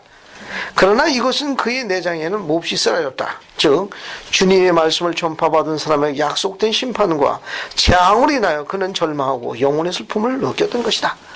그러니까 주님의 말씀을 전파받은 자들에게는 어떻습니까? 충실하고 이렇게 살면 그들에게 임하는 약속된 축복으로 그것이 꿀처럼 달았지만 그러나 거절한 자들에게 임하는 이 환난과 이 끔찍한 심판과 재앙은 어땠어요? 그의 영혼을 비통하게 한 것이다. 즉 지금까지 공부한 이 내용은 뭐냐면은 계시록에 담긴 것은 재앙과 심판을 노래한 게 아니에요. 재앙과 심판을 이것이 인간의 사악함 때문에 예임된 이와 같은 모든 재앙과 심판이 다가올 수밖에 없지만 계시록에 담긴 내용 중 말하면은 그래도 사악한 시절의 첫째인 때 에녹의 시대 때 에녹의 시험 박수에 어떻게 됐어요? 구함을 받았죠. 아브라함 때 소돔과 고모라가 사악했지만 어땠습니까? 그의 사랑하는 조카 롯과 그의 가족 어땠어요? 구함을 얻었죠. 네. 에녹의 시대나 아브라함 시대에 이런 사악한 자들 가운데서도 에녹의 시온이 구함을 얻었고 소돔과 고모라에서 다 죽은 건 아니에요. 하나님을 따랐던 그런 의로운 자들은 구함을 얻었습니다. 심지어 에녹의 그런 경고에도 불구하고 사악했던 온 세상은 어땠습니까? 홍수로 싹 씻겨나갔죠? 네. 다 죽었나요? 노아와 그의 가족. 노아와 그의 가족은 살아남았습니다. 이 같은 것은 우리들에게 뭡니까? 소망을 주는 거예요. 계시록의 메시지는 뭐냐면 끝까지 충실하고 견디는 자들은 주님께서 건져내신다는, 구원하신다는 희망의 메시지예요. 또 그들이 머무는 동안 그렇게 생활하고 있는 그런 자들이 머무는 마을이나 나라나 국가나 조직은 뭐 하시겠다는 겁니까? 그들로 인해서 축복하시겠다는 그런 기쁨의 메시지이기도 합니다. 자, 그래서 오늘 나눠준 도표를 보세요. 도표. 내가 도표 보는 방법을 설명할게요. 오늘까지 본 방법. 이 도표 보세요. 없는 분 이 앞에서 가져가십시오. 가져가세요. 그러니까 매주 갖고 오셔야 됩니다. 네. 알겠어요? 이거 매주 갖고 오셔야 돼요. 매주. 이 앞에 있어요. 자, 여기 보시면, 자, 지난주까지 공부한 거는 첫째인서부터 일곱째인까지 공부한 거예요. 그죠? 자, 첫째인, 둘째인, 셋째인, 넷째인, 다섯째인, 여섯째인, 그 일곱째인이 있는데, 자, 거기 보세요. 첫째인은 흰 말을 묘사했습니다. 그죠? 네. 흰 말이 정복한 시대인. 거기 보게 되면, 에녹의 소유라고 되어 있어요. 그죠? 네. 자, 흰 말 할 적에 희다는 건 색깔이 정결, 순결, 깨끗함을 상징한다고 했습니다. 말은 뭘 상징한다고 했어요? 정복을 상징하는 거예요. 즉 다스림, 통치를 상징하는 거예요. 흰 말이 다스리는 거니까 정결한 자가 다스리는 거예요. 그래서 에녹의 성역 시대로 봅니다. 이거는. 그 다음에 둘째인, 첫째인은 만약에 굳이 연대로 따진다. 왜냐면 한인이 1000년이니까 주전 4000년부터 3000년 사이로 보고 있어요. 둘째인은 주전 약 3000년부터 2000년. 여기는 붉은 말로 묘사되어 있죠. 네. 붉다는 걸 뭘 상징한다고 그랬죠? 붉은 건 피. 피, 전쟁. 이게 흉악한 전쟁이 물들어도 끔찍한 시기예요. 그죠? 네. 자, 거기 보면 전쟁, 사악함, 홍수, 노아의 시대 사악함, 추악함. 그러니까 신말을 탄 자는 누굴 상징한다고 그랬죠? 에녹이요. 아까 흰말을 탄 자는 에녹을 상징한다고 볼 수 있으면 둘째인의 붉은 말을 탄 자는 누구라고 그랬어요? 사탄. 사탄 그 자신입니다. 거기 노아의 홍수가 임했기 때문에 우리는 노아의 시대라고 추정한다. 셋째인은 어떤 말이 나타났어요? 검은 말이 나타났죠. 검은 말 때 검은 뭘 상징한다고 그랬어요? 죽음을 상징하는 거예요. 그러니까 이 검은 말을 탄 자가 무엇으로 손에 뭘 들고 있다고 그랬어요? 저울을 들고 있었다고 그랬어요. 그러니까 이 시기는 식량이 부족해가지고 기근으로 죽음이 휩쓴 시기입니다. 그죠? 자, 그러면 요 시기는 뭐냐? 화살표 따라가요. 아브라함 시대부터 요셉이 애굽에 있을 때와 모세가 광야에서 시기를 포함했다. 검은 것은 죽음을 상징하고 기근이 이 시기를 휩썼다. 대표적인 인물이 누구예요? 기근과 관련된 인물이 애굽의 총리 요셉의 시대로 본다. 자, 셋째는 주전 2000부터 주전 1000년까지로 추정합니다. 넷째인 주전 약 1000년부터 1년까지다. 어떤 말이 나와요? 청황색 말이 나오죠. 청황색 말. 그죠? 이 청황색 말이 온 땅을 휩쓸었습니다. 거기에 나와 있는 대로 여러 가지 끔찍한 죽음이 나타나시요. 그러니까 전쟁으로 죽든지, 즉 검으로 맞아 죽든지, 또 뭐가 있습니까? 기근으로 굶주려서 죽든지, 또 뭐가 있어요? 전염병, 흉년, 질병으로 죽든지, 그 다음에 들짐승에 물려든지, 그걸 아주 하나 끔찍한 시기였습니다. 그래서 청황새 새파랗게 질렸다가 누렇게 떠서 죽는 시기다. 그렇게 묘사했죠. 밑에 갑니다. 밑에 제국과 정복국과 큰 왕국과 민족들이 전쟁과 배신으로 여호와께서 그의 이름 발도 선택하는 백성들을 계속 괴롭히고 침략한 청년이었다. 또한 이때는 주님의 백성들이 자기에게 싸우고 자기 형제들 비명의 무덤으로 보낸 시기였다. 대표적으로 또 어떤 인물이라고 했습니까? 다윗. 여기 다윗. 피와 전쟁의 인물 다윗 시대로 추정하고 있다. 자, 이제 여기까지 첫째인부터 넷째인까지가 뭡니까? 구약 시기에 해당되는 거예요. 우리가 공부한 기록에 의하면 이 기록이 다 진실로 실제 일로 판명되었기 때문에 앞으로 이루어질 일도 뭐라는 겁니까? 참이라는 거예요. 그것도 성취된다. 그런 논법으로 요한이 기록한 거예요. 다섯째인 주전 약 1년부터 주 1000년, 거기는 순교한 영혼들의 순교한 성도들 영혼, 순교자의 시대로 알려져 있습니다. 됐죠? 네. 자, 근데 지금 여기서 언급한 다섯째 이내 세계사에 안 나온 우리 종교사의 중요한 3대 사건이 있다고 그랬는데 3대 사건이 뭐라고 그랬죠? 예수 그리스도의 신생. 자, 거기 다섯째이네요. 다섯째인은 주전 1년부터 시작해가지고 주천년. 여기는 어떤 시대로 대표된다고 그랬어요? 순교자의 시대라고 그랬죠. 이 순교자의 시대인데 이 시대에 세 가지 중요한 3대 사건이 있다고 그랬어요. 3대 사건. 첫 번째가 뭐라고 그랬죠? 주님이 탄생하셨죠. 하나님의 독생자, 하나님의 아들이 뭘로 오신 거예요? 필면의 모로 지상에 오셨다는 거. 즉 하나님의 아들, 즉 그분의 독생자 예수 그리스도께서 어떻게 되셔? 지상에 뭡니까? 필면의 몸으로 오신 거예요. 필면의 몸으로 오심. 필면에 오셔서 뭘 이루셨어요? 속죄의 희생을 이뤘죠.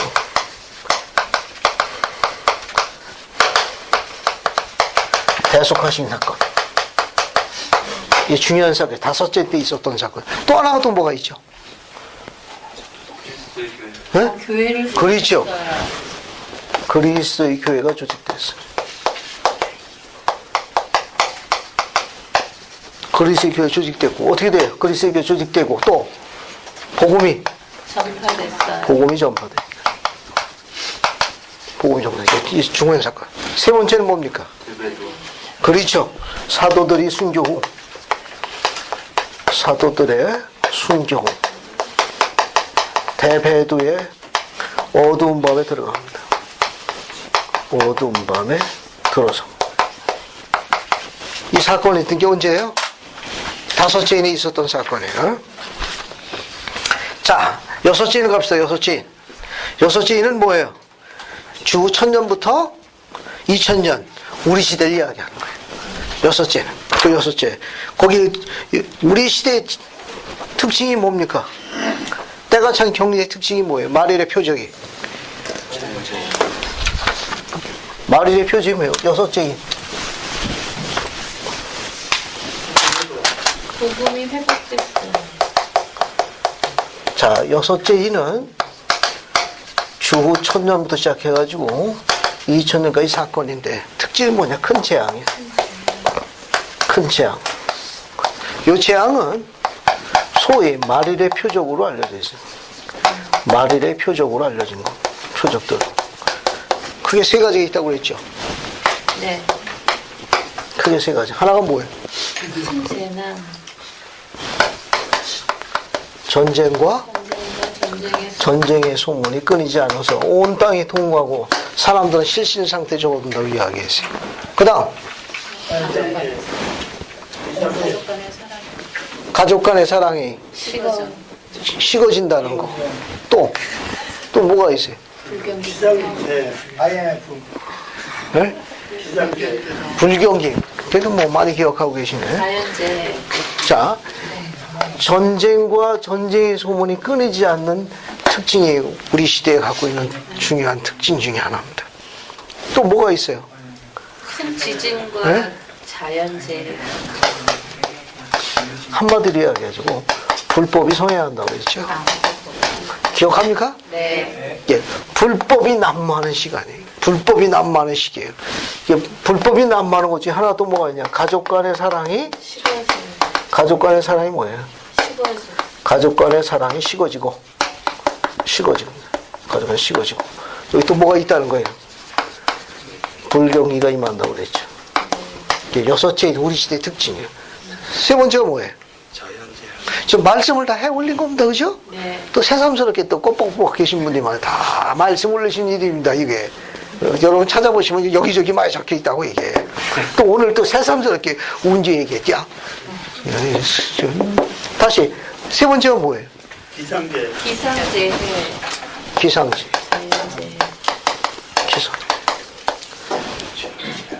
소위 자연재앙이라는 거예요. 이 자연재해의 특징이 두 가지가 있습니다. 큰 자가 붙는 거예요.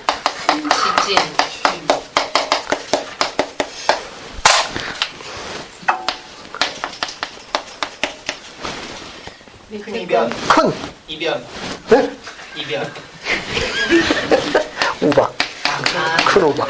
또 지진. 지진. 애들 이름 이렇게 지면 안 돼, 알겠어요? 큰 아들 이름은 큰 우박, 작은 아들은 큰 지진. 시대의 표적으로 지어. 계시록에 나와 있는 거예요. 계시록 보게 되면 셋째가 임하는 게 이제 일곱째 천사가 임하는 걸 공부하는데 일곱 번째 천사 나오죠. 천재. 우리가 하고 있는 지상의 지구의 표면이 이제 바뀌어집니다. 그때 큰 우박과 큰 지진이 임하나니라고 묘사되어 있어요.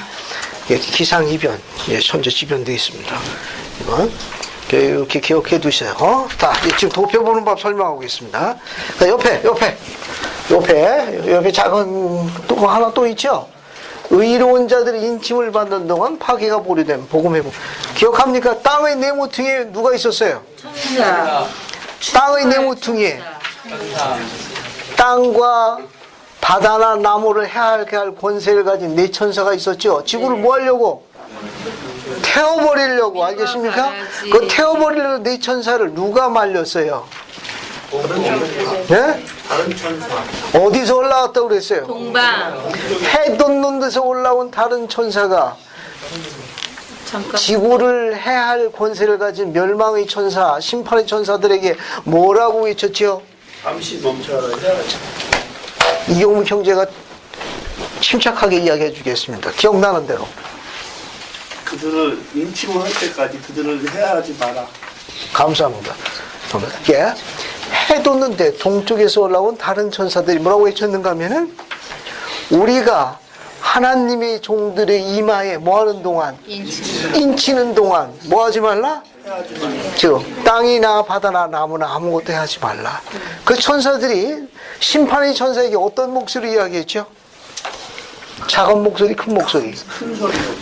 loud, 큰 목소리에서 cry, 울부짖었어요. 이건 뭘 상징한다고 그랬죠? 선교사업. 동쪽은 뭘 상징하고?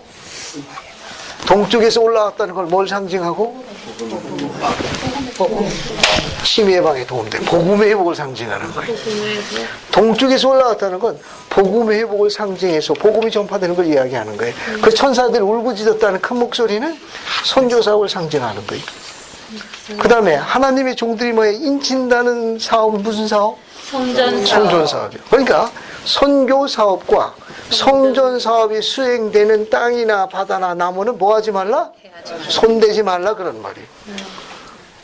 지난주에 거기까지 말씀을 해올렸습니다. 아시겠습니까? 네. 지난주에 거기까지 설명한 거예요. 여기 도표가 옆에 봐요. 이제 여기 새카만 게 있다고 봤어요? 네. 새카만 걸 오늘부터 공부한 거예요. 땡땡땡땡땡 위로 올라가요. 위로. 이거 오늘 공부한 거예요. 찾았어요? 네. 요한은 하나님의 왕국에서 구원받은 자를 봄. 심판의 일곱 나팔이 소리나기 전에 요한은 해의 왕국에서 구원을 얻은 무리가 하나님과 어린 양을 찬양하는 것을 보았음. 숫자가 얼마나 된다고 그랬죠? 14. 적다고 그랬나요? 아니, 심이 매우 많아. 그렇죠. great number라고 그랬어요. multitude. 힘이 많은 무리라고 이야기했습니다. 됐습니까? 네. 자, 옆에 보세요. 지구의 안식, 일곱째인 보세요. 봤습니까? 네. 자, 거기 보면 뭐라고 되어 있어요?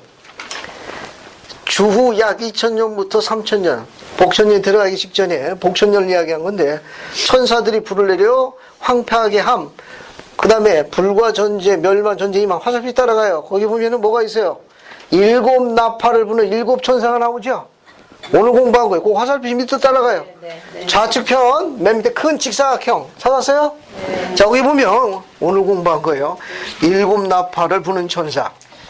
천사가 나팔을 분다는 의미는 무슨 설명이라고 그랬죠? 재림을 그렇죠. 준비하는. 그리스의 재림을 위해 길을 예비한다는 표현이다. 자, 화가 몇 가지가 있어요? 세와. 첫째 화가 있고 둘째 화가 있고 셋째 화가 있는 거예요. 자, 첫째 화는 뭘로 나눠진다? 핵전과 화학전으로 나눠지는데 첫째 천사가 나팔을 불 때는 어떤 재앙이 임했어요? 육지에 떨어지는 재앙이 임했어요. 그리고 뭐가 3분의 1 탔습니까? 땅, 수목, 각징풀에 3분의 1 불을 타버렸어요. 두째 천사가 나팔을 불을 때는 어디에 떨어지는 재앙이었어요? 바다에 떨어지는데 뭐가 3분의 1이 깨졌습니까? 바다가 뭘로 변했어요? 바다가 피로 변했고, 바다의 피조물도 어떻게 됐어요? 죽어버렸고, 배의 3분의 1 어떻게 됐습니까? 깨졌어요. 그죠? 육지에, 바다에 떨어지는 재앙. 그 다음에 셋째 천사가 나팔을 불을 때 하늘에서 뭐가 떨어졌어요? 큰 별. 이 큰 별은 누굴 나타내죠? 사탄을 나타낸다고 그랬어요. 사탄을 따른 자들의 임하는 끔찍한 영적인 죽음도 묘사하고 있다. 그런데 이 별이 떨어진 강과 물의 근원이 전부 어떤 물로 변했어요? 쓴물로 변했어요. 왜? 그 별의 이름이 또 뭘로 불렸습니까? 쑥입니다. 악을 뜯는 자들의 삶이 어때요? 쓴 거예요. 쓸 수밖에 없는 거예요. 대가를 치른다는 말이에요. 이거는. 자, 그래서 쑥. 그 물들이 쓰게 되어 많은 사람들이 죽는다. 즉 악마를 따르는 자의 사악한 자들의 영적인 죽음을 묘사한다. 자, 넷째 천사가 나팔 불었습니다. 어떤 일이 벌어졌죠? 해가 달과 별들이 어두워져서 천체에 변하고 됐다. 역시 핵전의 영역을 본다. 자, 그 다음에 다섯 번째 천사가 나팔을 불을 때 뭐가 열렸습니까? 무저갱이 열렸죠? 근데 하늘에서 떨어진 별이 그 무저갱을 열었는데 무저갱의 문을 여는 열쇠를 갖고 있다고 그랬어요. 즉 하늘에서 떨어진 별은 누굴 나타내요? 사탄을 나타내고, 사탄은 무저갱의 뭘 열쇠를 갖고 있어요? 열쇠를 갖고 있다. 그럼 무저갱은 어딜 나타내요? 지옥을 나타내는 거예요. 지옥에 여기 봐요. 또 금방 누가 또 지웠네 이거. 이 무저갱의 문을 열으니까 여기서 뭐가 올라왔어? 연기. 시커먼 검은 안개의 연기가 나와가지고 어떻게 해요? 온 지면을 휩싸였죠? 그건 뭘 상징한다고 그랬죠? 그 검은 연기는? 사악한 흑암의 세력을 다 총칭하는 거예요. 됐습니까? 네. 됐어요? 자, 그런데 또 뭐가 있는가 하면은 전갈의 고통이 나오죠? 네. 이 전갈의 고통은 뭐의 고통으로 추정한다? 그죠? 세균전, 화학전, 낙진 뭐 이런 걸로 추정하고 있다. 됐습니까? 자, 그 정도 보고 또 이 무저갱이 연기만 나올 뻔해다 누구도 나왔어요. 몇 명의 천사가 나왔어요? 4명의 사악한 천사가 나와가지고 어떤 무리를 이끌었습니까? 사악한 군대, 얼마나 많은 군대를 이끌었어요? 2억의 군대를 이끌어가지고 인류의 몇 분의 몇을? 3분의 1을 변하는 끔찍한 참화에 접어들게 되었다는 것이 오늘 공부한 다섯 번째 천사에 관계되는, 여섯 번째 천사에 들어가는 거예요. 그래서 이건 몇 번째 화에 해당돼요? 7번째 화에 됩니다. 그러니까 그 둘째 화에 여섯째 천사의 나팔이 불면서 큰 군대와 큰 전쟁이 예고됐습니다. 다음 주는 아마겟돈의 전쟁에 관계되는 부분 뭐 이런 거 오늘 공부한 게 9장을 공부했으니까 그 공부한 거 정리하고 그 다음에 셋째 화로 들어갑니다. 7천사의 나팔 11장부터 공부할 거예요. 다음 주는 11장이 7천사의 나팔을 공부하고 12장은 하나님의 왕국과 사탄의 왕국에 대한 차이점을 공부할 거예요. 그리고 13장은 하나님의 왕국이 갖고 있는 권세와 악마의 왕국의 권세에 대한 계시에 있는 비유를 공부할 거예요. 어떻게 세력이 다른지. 다음 시간은 왕국을 보는 중요한 시간입니다. 다음 주에 이 내용이 좀 까다로운데 계시록 12장은 선지자 초세순과 전문을 다 번역했습니다. 우리 번역을 전부 전문 번역을 다 했어요. 그래서 여러분 경전 안내서 맨 뒤에 보시면은 요한계시록 12장에 있어요. 경전 안내서 보시면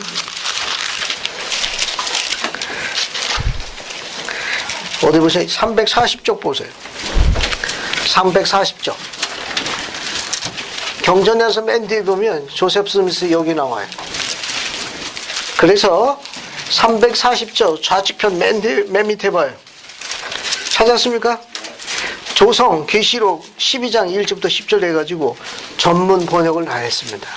다음 주는 이 번역을 가지고 공부할 거예요. 글은 우리 글인데 용 얘기가 나와서 일명 계시록의 용비어천거예요. 글은 우리 글이지만 주의 깊게 들어야 합니다. 여러분 혼자 봐갖고는 정리하기 쉽지 않아요. 다음 주는 계시록에 나오는 용비어천가를 공부합니다. 다음 주까지 한번 쭉 읽어보십시오. 예수 그리스도 정합니다. 아멘. 아멘.